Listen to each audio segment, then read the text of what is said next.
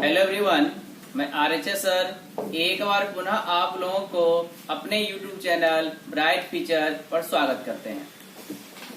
आज के इस वीडियो में हम देखेंगे application of determinants in coordinate geometry, Hindi व निर्देशांक ज्यामिति में सारणी का अनुप्रयोग। तो डिटरमिनेंट चैप्टर हम पढ़ रहे हैं। डिटरमिनेंट चैप्टर में हम 4.1, 4.2 खत्म कर चुके थे। उसके बाद आता आपका ये टॉपिक सारणी का प्रयोग करके कोऑर्डिनेट में हम प्रश्नों को कैसे सॉल्व करेंगे। तो सारणी का प्रयोग करके हम तीन चीज को बनाएंगे, तीन चीज को देखेंगे।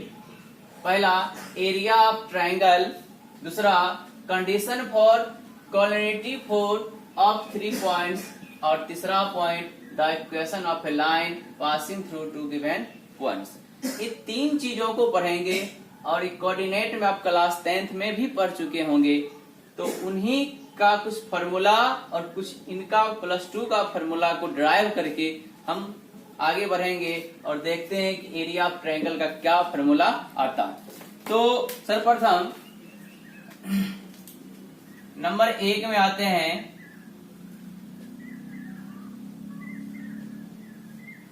Let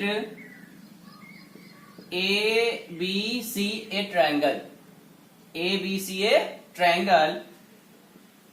Its coordinate of vertex x1, y1, x2, y2, x3, y3।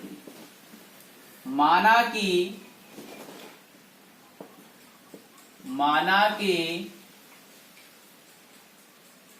ABC एक त्रिभुज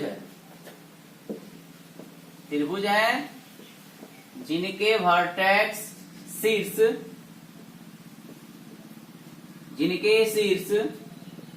A x1, y1, x2, y2 एवं xc, x3, y3।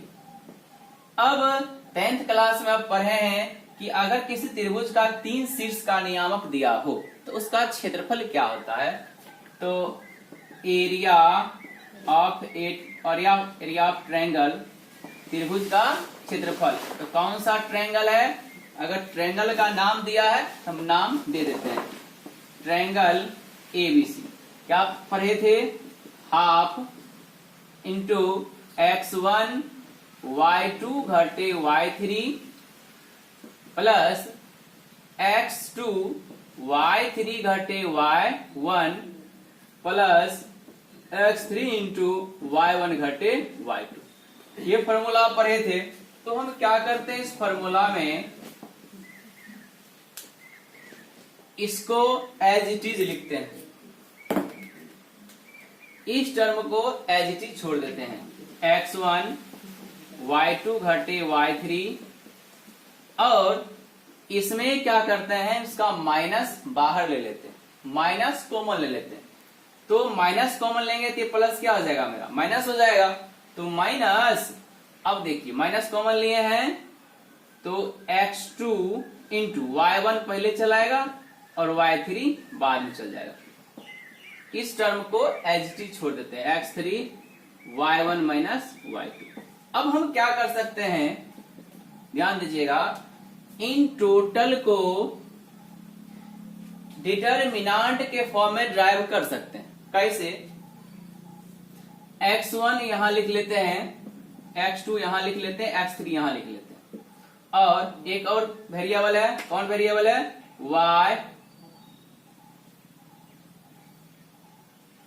y1, y2, y3। तो उसको हम y1, y2, y3 ऐसे लिख लेते हैं।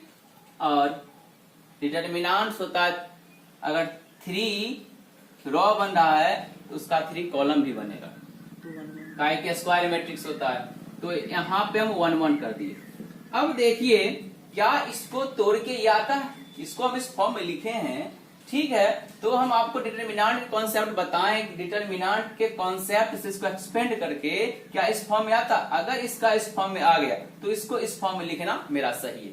तो अगर हम ध्यान दीजिएगा R1 के अनुदिश एक्सपेंड कर दें, R1 के अनुदिश एक्सपेंड करें, R1 का X1 लेंगे, हम X1 लेंगे, तो X1 लेंगे तो इसका रो कॉलम खत्म, तो क्या बचेगा, ये बचेगा ना, क्या चाहिए, Y2 1, Y3 1, उसके बाद फिर से माइनस, दूसरा लेंगे एलिमेंट्स, सॉरी अब इसको क्या करते हैं,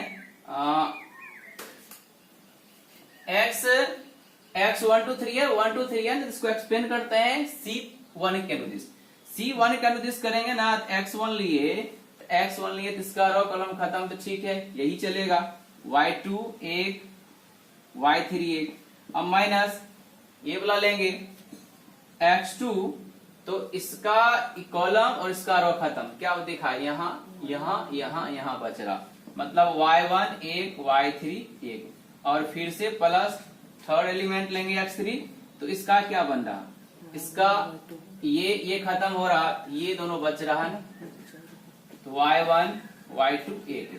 अब यदि इसका हम एक्सपेंड करें X1 इंटू प्रिंसिपल डायगोनल गुना करेंगे तो क्या होगा, Y2 घटे Y3 माइनस X2, इसको गुना करेंगे तो Y1 minus Y3 plus X3, इसको गुना करेंगे तो Y1 माइनस Y2। क्या ये किसके बराबर है, देखिए X1 Y2 घटे Y3, Y2 घटे Y3 minus X2 into Y1 घटे Y3, तो माइनस X2 Y घटे Y3 plus X3 into Y minus Y2 plus X3 Y1 minus X2। तो हम इसको इस फॉर्म में लिख सकते हैं, तो यहां से हम कह सकते हैं आपको, इसीलिए एरिया ऑफ ट्रायंगल ABC या किसी भी त्रिभुज का क्षेत्रफल क्या होगा, हाफ, जिसका कोऑर्डिनेट दिया रहेगा, हाफ डिटरमिनेंट X1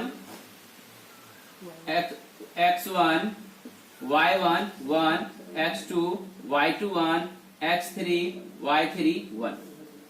इस फॉर्मूला के प्रयोग करके हम किसी भी त्रिभुज का क्षेत्रफल निकाल सकते हैं। और एक बात और ध्यान दीजिएगा कि त्रिभुज का जो क्षेत्रफल होता है या किसी चीज का क्षेत्रफल हमेशा पॉजिटिव होता है, नेगेटिव नहीं आता, क्षेत्रफल नेगेटिव नहीं आता। तो इस तरह से बनाएंगे, अगर क्षेत्रफल नेगेटिव आ गया उसमें हम क्या लगा देंगे, पॉजिटिव लगा देंगे, अर्थात माइनस टाक लिख देंगे, या हम इसको ऐसे भी लिख सकते हैं, area of triangle equal to mod half into x, determinant के फॉर्म में, इसको मोड पढ़ेंगे, इसको डिटरमिनेंट फॉर्म पढ़ेंगे, X1 X2 X3 Y1 Y2 Y3 1 1 1 mode. तो ये फार्मूला का भी प्रयोग करके बढ़ेंगे, इस फार्मूला का प्रयोग करेंगे तो एरिया कभी भी हमको माइनस नहीं आएगा, काहे कि पहले मोड लगा चुके हैं, और जब भी मोड को तोड़ते हैं तो हमें हमेशा प्लस में वैल्यू आता। और इस फार्मूला को लेकर चलेंगे, कभी कभी एरिया हमको नेगेटिव आ जाएगा तो नेगेटिव हटा के पॉजिटिव लिख देंगे।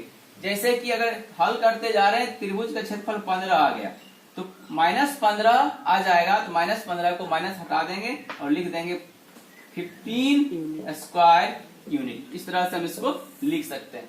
तो हमने क्या देखा, यदि त्रिभुज ABC का 3 शीर्ष ABC हो और उसके निर्देशांक दिया हो तो उसको हम डिटरमिनेंट के फॉर्म में कैसे उसका क्षेत्रफल ज्ञात कर सकते हैं। आई रिपीट, उस त्रिभुज का क्षेत्रफल होगा modulus into half determinant X1 X2 X3 Y1 Y2 Y3 1 1 1। तो X1 Y1 X2 Y2 X3 Y3 क्या, ये त्रिभुज का वर्टेक्स है। इस फार्मूला से हम क्या निकालेंगे, किसी भी त्रिभुज का क्षेत्रफल निकालेंगे। आइए उस फार्मूला को एक हम एग्जाम्पल के सहारे समझते हैं। एक एग्जाम्पल लेते हैं कि एक त्रिभुज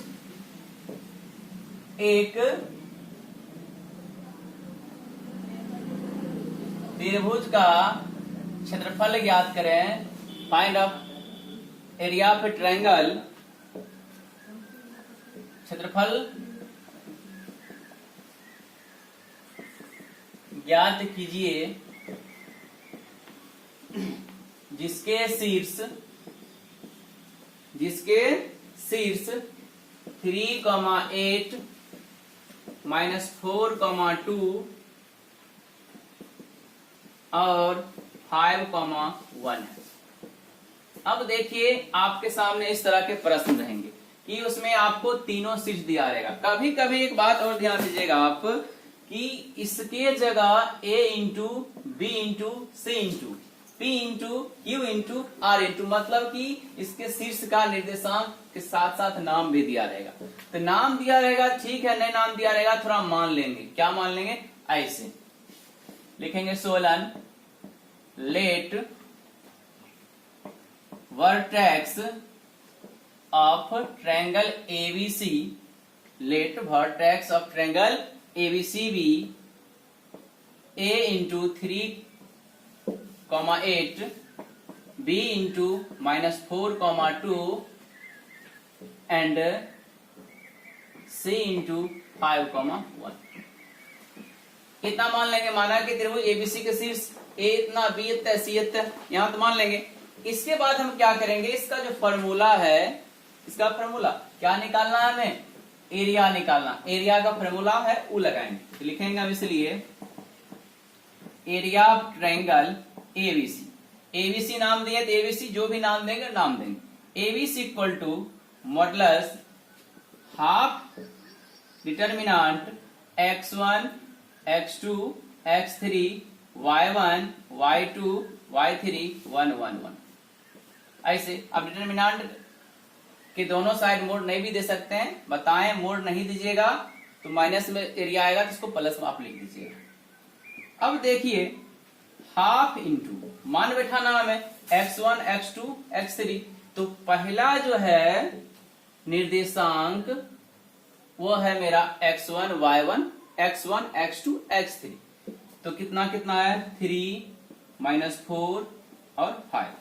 और दूसरा जो है मेरा वो है मेरा y1 y2 और y3 का, तो लिख देंगे हम क्या 8 2 1 और थर्ड कॉलम में 1 1 1 लिख दिया। अब मॉडुलस क्या करते हैं, इसको हम एक्सपेंड कर देते हैं किसी रो या कॉलम के अनुसार। एक्सपेंडिंग along with R1 के अनुदेश से क्या कर दिए हम इसको एक्सपेंड कर दिए। तो मॉडुलस हाफ, अब 3 ले लेते हैं, इसका तोड़ेंगे डिटर्मिनेंट क्या बनेगा माइनर 2 1 1 1। उसके बाद -8 लेंगे, इसका तोड़ेंगे तो -4 5 1 1। फिर से +1 लेंगे, इसका तोड़ेंगे तो -4 2 5 1। अब देखिए इसको हल करके आगे कैसे बढ़ते हैं। ये थोड़ा बड़ा लकीर दीजिएगा और नहीं दीजिएगा भी चलेगा। 3 इंटू 2 1 जा 2 1 1 जा 1, तो क्या आएगा हमको 2 घटा 1 -8 -4 घटे -5 +1 -4 घटे 5 दूनी 10।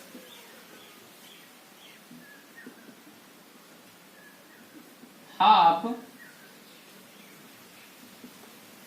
2 में से गया 1 तिया 3 -4 -5 -9 को 8 से गुना करेंगे तो +72 -4 -10 -14, 1 से मल्टीप्लाई करेंगे तो -14 ही आएगा। तो फाइनली फिर क्या आ जाएगा मॉडुलस हाफ गुना 72 3 75, 75 में से 14 को घटाएंगे, 75 में 14 को घटाएंगे तो हमको क्या बचेगा 61। तो यहां लिख देते हैं 61। अब क्या हम इसको 2 से पूर्णतः डिवाइड नहीं कर सकते हैं तो बट्टा में ही छोड़ देते हैं, दशमलव में भी लिख सकते हैं चलेगा। तो हो गया मेरा 61/2। मॉडुलस हटा देते हैं, माइनस नहीं है, माइनस होता तो भी हटा के प्लस लिख देते हैं, प्लस है तो भी प्लस लिखेंगे। ये क्या हो गया मेरा स्क्वायर यूनिट, मतलब 61/2 वर्ग इकाई। इस तरह से हम किसी भी त्रिभुज के दिए गए शीर्ष से उसका हम क्षेत्रफल निकाल लेंगे। एक बात ध्यान दीजिएगा, यहाँ पर अगर माइनस आ रहा तो भी हटा के प्लस लिखेंगे और प्लस आ रहा तो भी हटा के प्लस ही रखेंगे, क्या है कि दोनों तरफ क्या लगा है, मोड लगा। या आप इसको बिना मोड को भी बना सकते हैं। केवल क्या कीजिएगा, आप ऐसे जो फार्मूला हम आपको बताए हैं उस फार्मूला को आप केवल लिखते जाइएगा, दोनों साइड का मोड का चिन्ह नहीं देना है।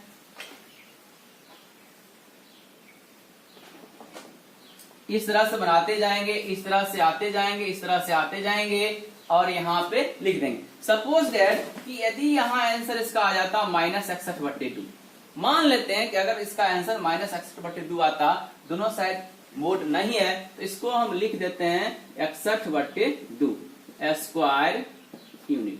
क्यों? क्योंकि क्षेत्रफल कभी भी हमको निगेटिव नहीं आती है। तो आप जैसे आपको अच्छा लगे उस तरह से आप बनाइएगा। अब आते हैं हम इसका दूसरा जो पॉइंट था कोलिनियरिटी का, उस पे आते हैं। तब तक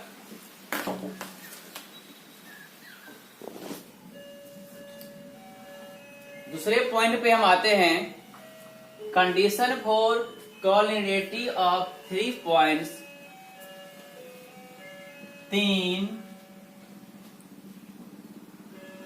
बिंदुओं का एक रैखिक का मतलब होता है एक रेखा में, इसको हम संरैखिक भी बोल सकते हैं। समरैखिक मतलब एक सीधी पॉइंट में 3 बिंदुओं का एक रैखिक होने का शर्त या प्रतिबंध, ये पॉइंट है। अब देखिए 3 बिंदु एक रैखिक कब होगा? वैसे हम जानते हैं कि त्रिभुज में 3 शीर्ष होता है, तो त्रिभुज में 3 शीर्ष होते हैं कब? जब बंद आकृति होते हैं तब। इन्हीं शीर्ष को हम खोल के अगर हम इसको A मान लें, x1 y1 b x2 y2 c x3 y3। अब इन्हीं रेखा को खोल के हम ऐसे बना दें, यहां पे लिखें A x1 y1, यहां पे लिखें B x2 y2 और यहां पे लिखे हम C x3 y3। अब क्या है, ये आकृति बंद है तो बंद आकृति इसका क्षेत्रफल होगा, और ये आकृति खुली है मतलब ये तीनों रेखा बिंदु एक लाइन में, इसका क्षेत्रफल क्या होगा? इसका क्षेत्रफल कुछ नहीं होगा। तो कहने का मतलब अगर हम मान लें, माना कि इसकी बात करते हैं, 3 बिंदुओं मान लेते हैं, माना कि 3 बिंदुओं का निर्देशांक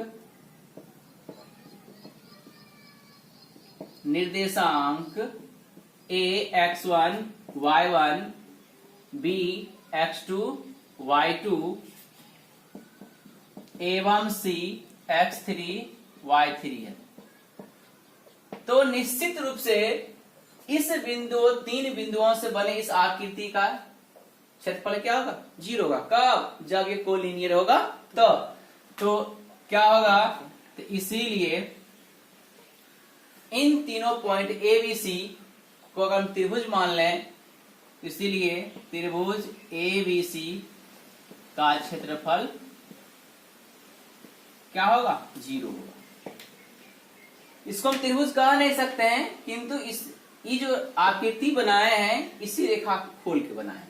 तो ये बंद है तो इसका क्षेत्रफल है, जब ये खुल गया तो इसका क्षेत्रफल नहीं है, तो हम कह सकते हैं ये तीनों जब एक रेखिक में होगा तो इसका क्षेत्रफल क्या होगा?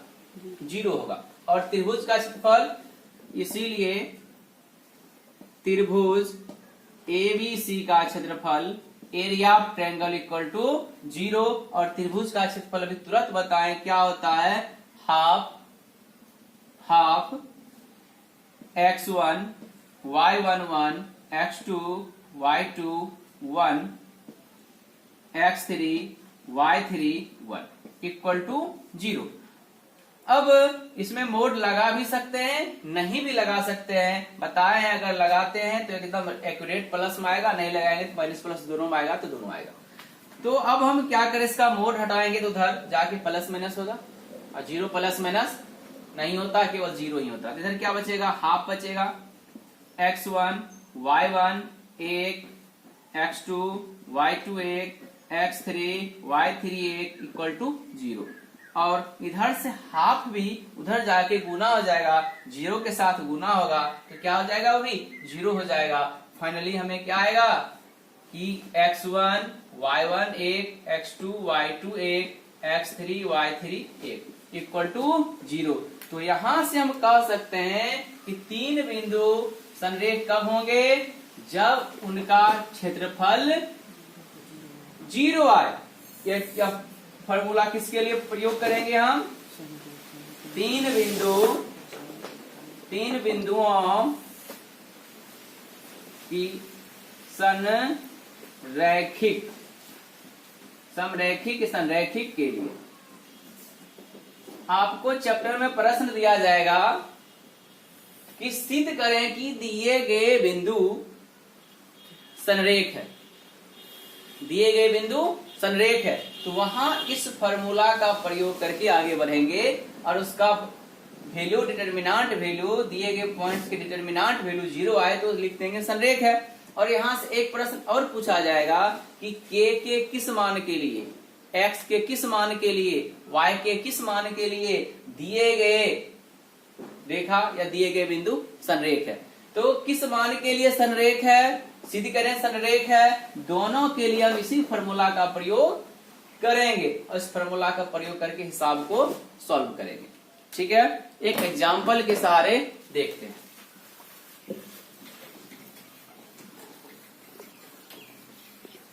तो एग्जांपल से देखते हैं,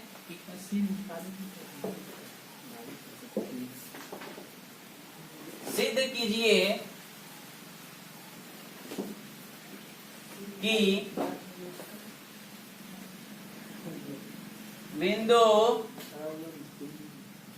ए बी प्लस सी,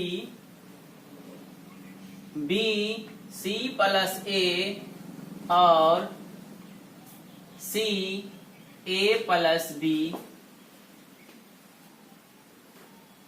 संरेख है।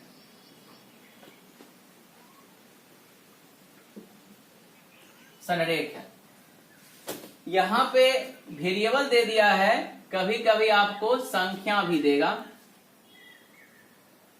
कभी कभी आपको संख्या भी दे सकता, दिया रहता ही है। तो इनको हम किस तरह से बनाएंगे, सिद्ध करें कि point A, point B, point C, मतलब ये बिंदु क्या है आपका, संरेख है, ये सिद्ध करना है।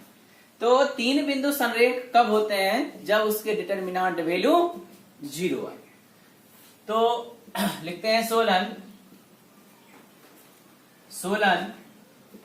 सिद्ध करना है, सिद्ध तब होगा जब उसका डिटरमिनेंट वैल्यू 0 आए।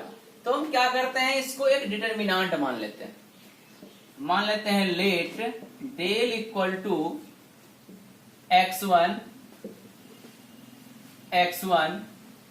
y1 1 x2 y2 1 x3 y3 1 मान लिए। अब यहां पे हम इन मानों को पुट करते हैं। प्रत्येक पेयर से पहला जो वैल्यू होता है वो होता है मेरा x1 y1 x1 x2 x3। तो x1 कितना है, इधर है a, इधर है b, इधर है c। और दूसरा जो पेयर होता है वो होता है y1 y2 y3, वो है कितना, b plus c, c plus a plus b, और थर्ड कॉलम 1 1 लिख दी। अब हम इसका मान निकालना है तो इसको एक्सपेंड ना करते हैं, एक्सपेंड करेंगे तो बहुत लंबा चल जाएगा। इसमें कुछ प्रॉपर्टीज लगा देते हैं। क्या प्रॉपर्टीज, ध्यान दीजिएगा। अगर यहाँ a है, यहाँ b है, यहाँ c है, अगर इन दोनों को ऐड कर दें, जोड़ दें, यहाँ c है, यहाँ b है, इन दोनों को जोड़ दें, इन दोनों को जोड़ दें, तो एक ऐसा कॉलम मिल जाएगा जिनमें a b c, a plus b plus c आएगा। तो हम लिखते हैं C1 goes to C1 plus C2। प्रथम कॉलम को द्वितीय कॉलम को जोड़ देते हैं। देखिए इसको जोड़ेंगे तो A plus B plus C आएगा। इसको भी जोड़ेंगे तो A B C उल्टा पुल्टा आएगा तो A B C ना, A जोड़ B जोड़ C। इसको भी जोड़ेंगे तो A जोड़ B जोड़ C। इसको ऑर्डर में लिख लिया क्रम के अनुसार। और यहाँ पे B plus C plus A plus C और यहाँ पे 1। अब एक और प्रॉपर्टीज बताएं, किसी डिटरमिनेंट के किसी रो या कॉलम में सार्व गुणनखंड हो उसको हम बाहर ले सकते हैं। इसमें देखिए इसमें A plus B A plus B A plus B है, तीनों में है, इसको हम बाहर निकाल सकते हैं। Taking A plus B plus C common from C1 से बाहर लेने पे क्या चीज A plus B plus C। अब देखिए C1 के एलिमेंट 1 1 हो जाएगा, काहे कि गुना करेंगे तो सब A plus B plus C ही आएगा। बाकी बच गया B plus C plus A plus B और यहाँ पे 1। अब एक और प्रॉपर्टी आप जानते हैं कि किसी डिटरमिनेंट्स के दो रो या दो कॉलम इक्वल हो, समान हो, तो उसका मान 0 हो जाता है। इसका मान 0 हो जाएगा, क्यों कि चूंकि C1 इक्वल टू C3 तो क्या आ गया 0। इसका मान 0 आया, इसका मान 0 आया, तो हम लिख सकते हैं इसीलिए x1 y1 1 x2 y2 1 x3 y3 1 equal to 0 और उसके डिटरमिनेंट वैल्यू 0 आता है। तो दिए गए बिंदु क्या होते हैं, संरेख होते हैं। यहां से हम क्या लिख सकते हैं, hence given points are collinear.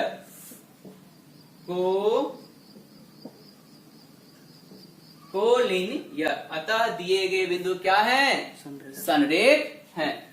तो इस तरह से हम इसको क्या कर सकते हैं, बना सकते हैं। एक काम और कर सकते हैं कि इन दोनों को साथ साथ लेकर हम चल सकते हैं कि ये फॉर्मूला लगा देंगे, साथ साथ चलेंगे, इधर हल करते जाएंगे, इधर भी 0 आ जाएगा, उधर भी 0 आ जाएगा, तो वहां पर हम लिख सकते हैं hence given points are collinear. या हम ऐसे भी कर सकते हैं, इनके कंपोनेंट्स को डिटरमिनेंट मान लेंगे और उसको सॉल्व करके 0 दिखा देंगे और लिख देंगे उसके फॉर्मूला, अतः दिए गए बिंदु संरेख है। तो पॉइंट नंबर 1 में क्या था, एरिया ऑफ ट्रायंगल ज्ञात करना था। पॉइंट 2 में क्या था, condition for collinearity of 3 points, 3 बिंदु को संरेखता को दिखाना था। अब तीसरा पॉइंट क्या है, तीसरा पॉइंट हम देखते हैं। तीसरा पॉइंट है the equation of a line passing through two given points. मतलब दो दिए गए बिंदुओं से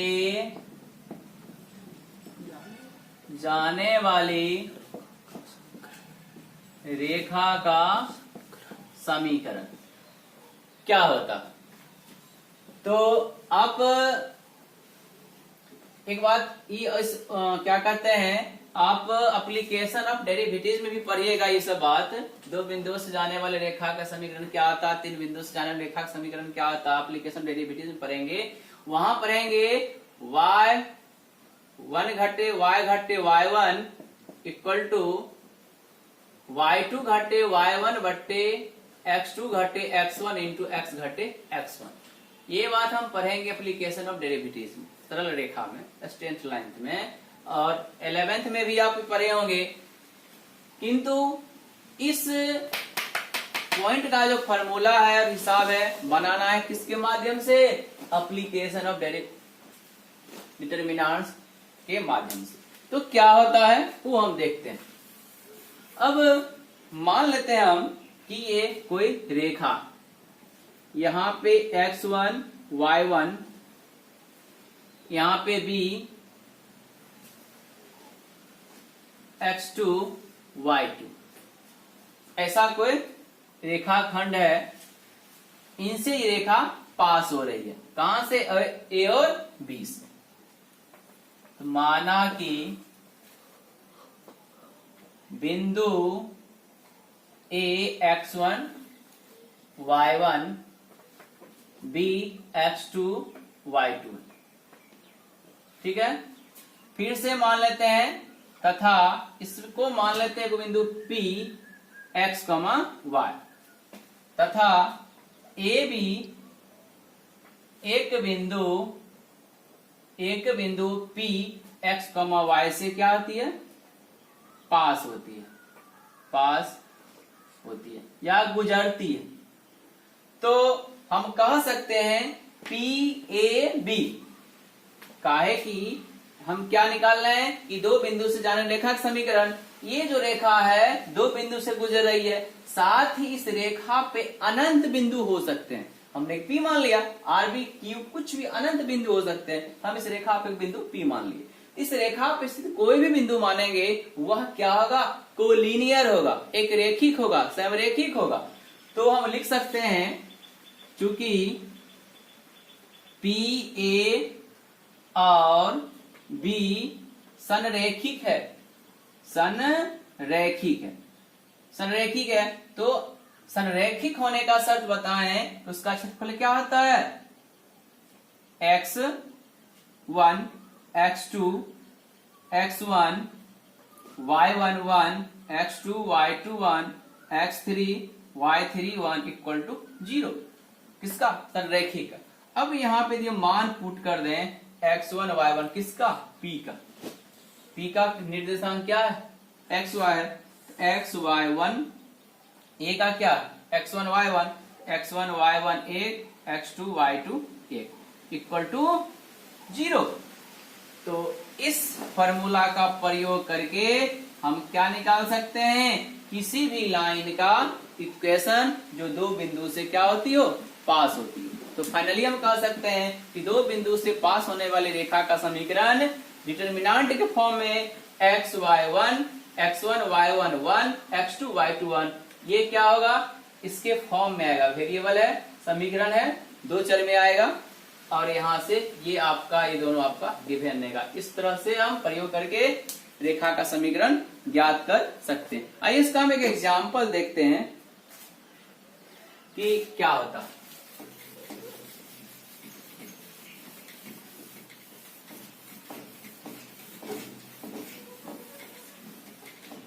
प्रश्न है, सारणी का प्रयोग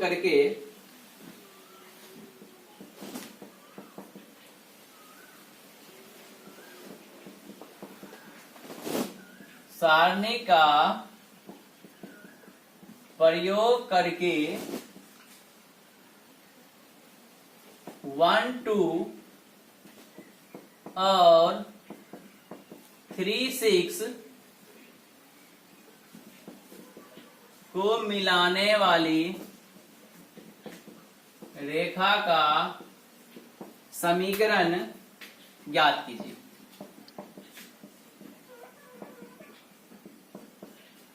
सीधी सी प्रश्न है कि सारणी का प्रयोग करके इसको और इसको मिलाने वाली रेखा का समीकरण। पहले में क्या करते हैं, डायग्राम बनाते हैं। यहां मान लेते हैं हम 1 2 और यहां मान लेते हैं 3 6। आप कहोगे क्या लाइन सीधा आप नहीं खींच सकते, हाँ खींच सकते हैं आपके अनुसार, चलिए। तो दो पॉइंट इसको हम मान लेते हैं A, इसको मान लेते हैं B। पॉइंट A B से एक रेखा गुजर रही है, इस रेखा का नाम है AB। अब हम क्या करते हैं, मान लेते हैं इस पे स्थित कोई बिंदु P जिसकी निर्देशांक x, y। तो इस बिंदु से गुजरने वाली रेखा का समीकरण x y के फॉर्म में क्या होगा। तो वो जो कॉन्सेप्ट बताएं उसी का प्रयोग करेंगे। किसका, मान लेंगे लेट, माना कि equation of a line passing through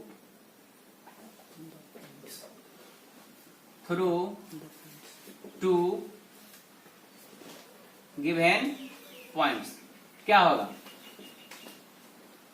x y 1 x1 y1 1 x2 y2 1 equal to 0। अब यहां पे कुछ नहीं करना, उसके मान को पुट कर देना। तो मान को पुट करेंगे तो क्या होगा, अब देखिए x y 1 as it is रहेगा 1 1 2 2। पहला पेयर से 1 1 आएगा, दूसरा पेयर से 2 2 आएगा। तो यहाँ पे क्या हो जाएगा आपका, यहाँ पे हो जाएगा 1 3 1 और 2 6 1 इक्वल टू 0। और आप डिटर्मिनेंट को हल करना तो जानते ही हैं। तो कैसे एक्सपेंड कर देते हैं, संख्या है, गुणनफल करना आसान रहेगा। लिख देते हैं एक्सपेंडिंग along with R1 के अनुदिश प्रसारित करने पे।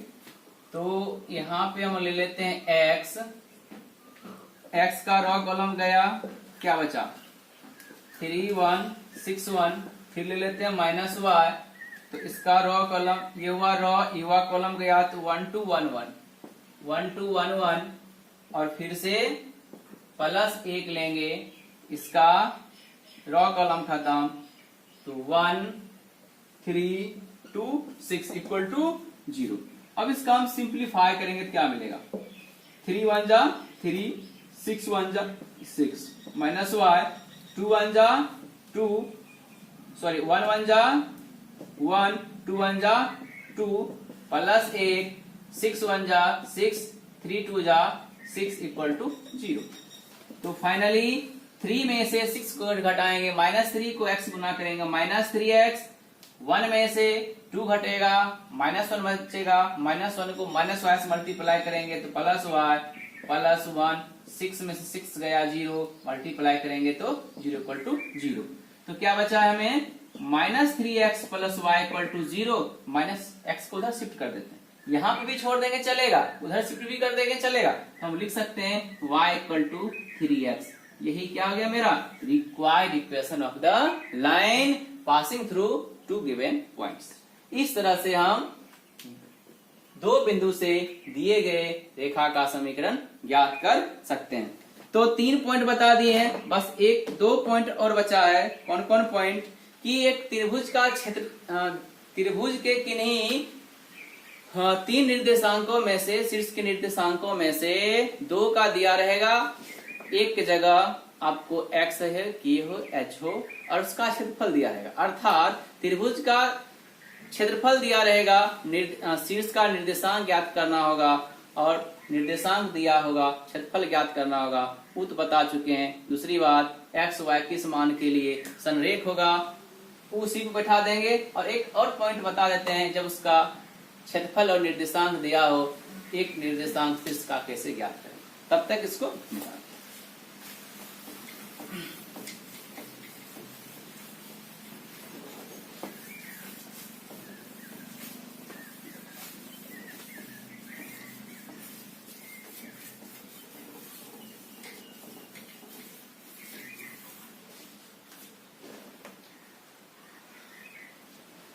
एक प्रश्न लिखे हैं, यदि शीर्ष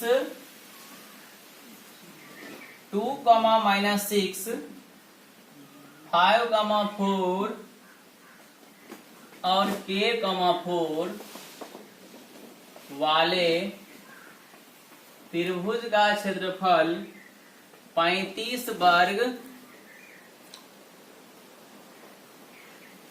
इकाई हो तो k का मान बताएं।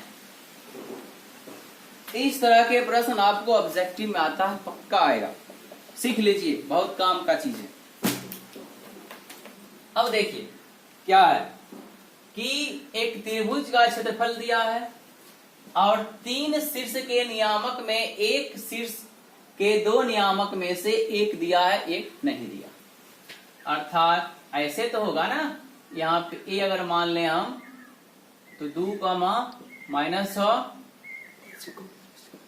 5, 4, k, 4 इस तरह से होगा। और इसका एरिया कितना दिया है, एरिया आपको दिया है 35। अब देखिए सब्जेक्टिव कैसे बनाएंगे और ऑब्जेक्टिव इसका कैसे बनाएंगे। ऑब्जेक्टिव के लिए हम बता देते हैं, अगर ऑब्जेक्टिव भी पूछता ना, इसको ऐसे बनाते आसानी से क्या बनेगा, 2 -6 1 5 4 1 k 4 1। मतलब पहले जो है वह x1 y1 की जगह, दूसरा है x y1 y2 y3 की जगह। और फिर से दो कॉलम हम क्या करते हैं, इसका रिपीट कर लेते हैं ऐसे। मतलब उसका डिटर्मिनेंट का फॉर्म लिख लिए, फिर से दो कॉलम को रिपीट कर दी। अब इस पहले प्रिंसिपल डायगोनल को काटना ऐसे, फिर ऐसे, फिर ऐसे। तो गुना करेंगे तो क्या मिलेगा हमको, देखिए 4 को 2 से और 1 से गुना करेंगे तो 8, फिर प्लस 6 -6 कम 6 के गुना करेंगे ना, माइनस है तो -6 के हो जाएगा। फिर से 5 को 20 है कम, प्लस 20 हो जाएगा। और घटे ऑफ डायगोनल 3 का पेयर कटेगा, तो पहला पेयर इसका आ जाएगा, दूसरा बार सॉरी इसका नहीं जाएगा, ये कटेगा, ये कटेगा, ये कटेगा।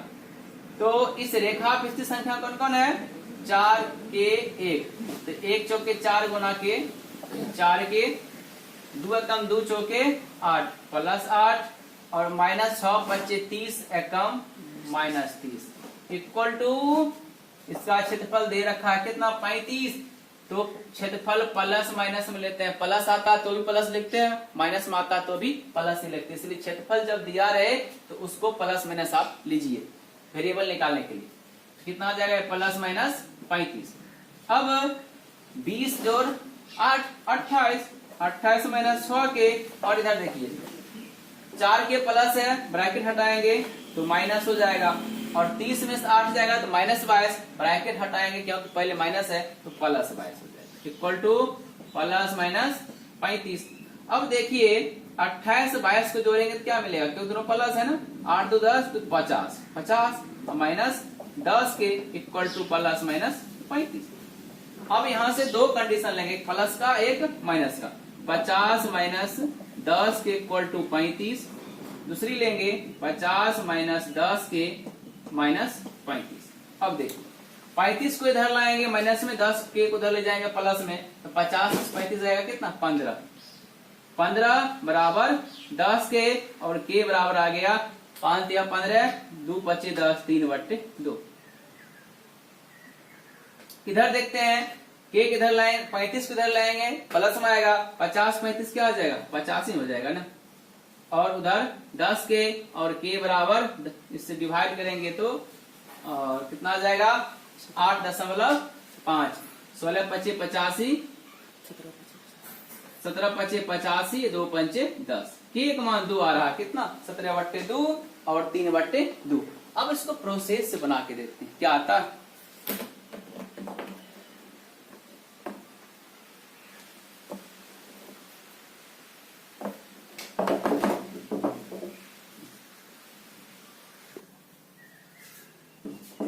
ये एरिया निकालते हैं, इस ट्रायंगल का क्षेत्रफल क्या होता है आपका,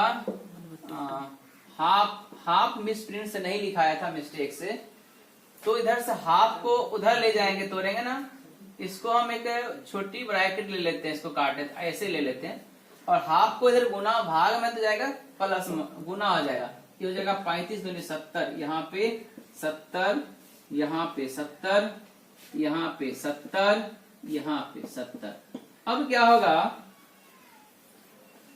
50 70 को इधर लाएंगे माइनस में आएगा, उधर प्लस 10 के होगा। अब 50 में 70 घटेगा तो -20, अब -20 इक्वल टू 10 के, और 10 से के काट देंगे तो यहां मिलेगा हमको के बराबर -2, के बराबर -2। इधर क्या होगा 50 इधर आएगा तो प्लस में आ जाएगा 70, उधर 10 के, तो 70 50 हो गया 120, और 10 से काटेंगे तो 12, इधर के बराबर कितना आ गया 12, तो के का मान 2 आता है वो -2 1 12। ये तो इस तरह से ऑब्जेक्टिव में पूछेगा तो बनाइएगा। अब इसको हम सब्जेक्टिव में देखते हैं किस तरह से बनाएंगे। तो सब्जेक्टिव जब पूछेगा तो ऐसे बनाएंगे, let vertex of triangle ABC B A 2, -6, B 5, 4 and C K, 4। माना कि त्रिभुज ABC के शीर्ष ABC इतना इतना है।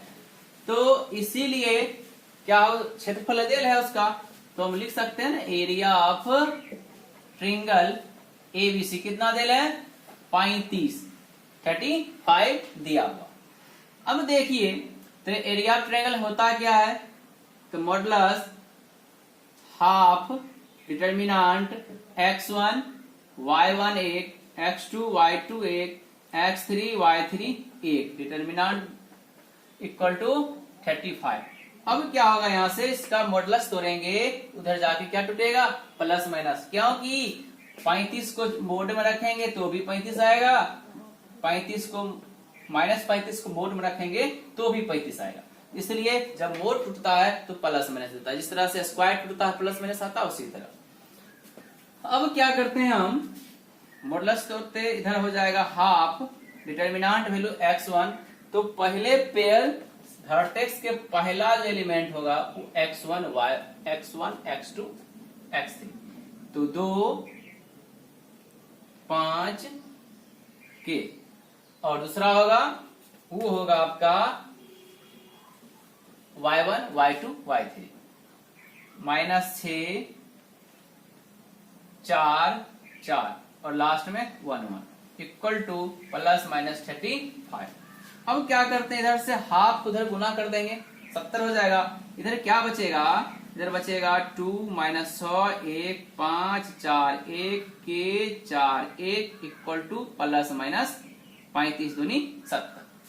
तो फिर से इधर का तो मुझे डिटर्मिनेंट वैल्यू निकालना है, इसको तोड़ के इसको सिंप्लीफाई करना है। तो सिंप्लीफाई करने के लिए आप यहां से इस तरीका को भी अपना सकते हैं, यहां से आएंगे और लिख देंगे y साइरस डायग्राम, उस तरह से चल जाएंगे, या इसको एक्सपेंड करके भी चल सकते हैं। साइरस डायग्राम बोले यहां तक आएंगे और यहां के बाद लिख देंगे बाय साइरस डायग्राम और उतना उतार देंगे, तो ठीक है, वो भी ठीक है। या इसको हम क्या करेंगे, एक्सपेंड कर देंगे, जो डिटर्मिनेंट का जैसे बनाते हैं वैसे। क्या लिखेंगे हम, एक्सपेंडिंग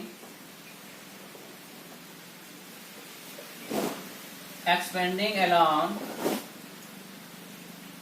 with R1 के सापेक्ष प्रसारित करने पे, तो यहां हो जाएगा 2 इंटू इसका रो कलम खत्म, ये बचेगा कितना 4 1 4 1, उसके बाद माइनस, ये माइनस माइनस मिलकर हो जाएगा प्लस 6, इसका रो कलम खत्म, यहां से 5 यहां से के यहां से 1 1, उसके बाद प्लस 1 आएगा। 1 के लिए इसका रो कलम खत्म करते हैं, 5 के 4 4 5 के 4 4 इक्वल टू प्लस माइनस 70। अब देखिए 2 इंटू क्या हो जाएगा, 4 एकम 4 4 एकम 4 4 घटे 4 प्लस 5 एकम 5 के 1 जा के प्लस 1 5 चौके 20 माइनस 4 के इक्वल टू प्लस माइनस 70। अब 4 में 4 गया 0 को 2 से गुना करेंगे तो ऑटोमेटिक 0 माइनस 6 5 30 माइनस 6 के, और यहां से 1 से गुना करेंगे तो प्लस 20 माइनस 4 के इक्वल टू प्लस माइनस 70। अब देखिए 30 20 क्या आ जाएगा मेरा 50 माइनस 6 माइनस 4 क्या आ जाएगा 10 के इक्वल टू प्लस माइनस 70। इस तरह से क्या इसको हल नहीं कर सकते हम। केस 1 ले लेंगे, केस फर्स्ट में 50 माइनस 10 के इक्वल टू 70, और केस 2 देखेंगे 50 माइनस 10 के माइनस 70। तो 70 पे धर लेंगे, माइनस में आएगा 50 माइनस 70 इक्वल टू 10 के माइनस 20, 10 को काटेंगे तो क्या आएगा माइनस 2, तो के बराबर माइनस 2, और यहाँ पे 70 आएगा प्लस हो जाएगा 50 70 120, तो 120 इक्वल टू 10 के 10 से काट देंगे के बराबर 12। तो इस तरह से हम के का भी लिख सकते हैं, hence value of K equal to क्या hence value of k is -2 और 12। ये मेरा क्या हो गया आंसर। तो आज की इस वीडियो में हम क्या क्या पढ़े, क्या क्या देखे, उसको एक बार रिपीट कर लेते हैं। पहली बात, हमने किसी त्रिभुज के 3 शीर्ष दिया हो तो उसका क्षेत्रफल डिटर्मिनेंट विधि से हम कैसे ज्ञात करें। दूसरी बात हमने पढ़े कि 3 बिंदु एक संरेख में कब होगा, तो जब त्रिभुज का क्षेत्रफल 0 होगा। और तीसरी बात हमने पढ़ा कि 2 बिंदु से गुजरने वाली रेखा का समीकरण क्या होता है, उसका सूत्र जाने। और चौथी बात हमने जाने कि किसी त्रिभुज के 3 शीर्ष दिया हो और उन शीर्षों में एक नियामक अज्ञात हो और उसका क्षेत्रफल दिया हो, तो अज्ञात शीर्ष को कैसे ज्ञात करें। अब आप लोग क्या कीजिएगा, अपने अपने बुक में जाके application of determinant in coordinate geometry का जितने सारे प्रश्न होंगे उन सारे प्रश्न को आप बना लीजिएगा। नहीं बनेगा तो आप हमारे कमेंट सेक्शन में आके कमेंट करके बताइएगा, उसका सोल्यूशन फिर से बता देंगे। तब तक के लिए धन्यवाद, थैंक्स। आप लोग इस वीडियो को देखकर लाइक और इस चैनल को सब्सक्राइब जरूर कर लीजिएगा, ताकि हम समय समय पर वीडियो डालते रहते हैं, उसका नोटिफिकेशन आपको सबसे पहले मिले, ताकि आप उसको देखकर समझ सकें।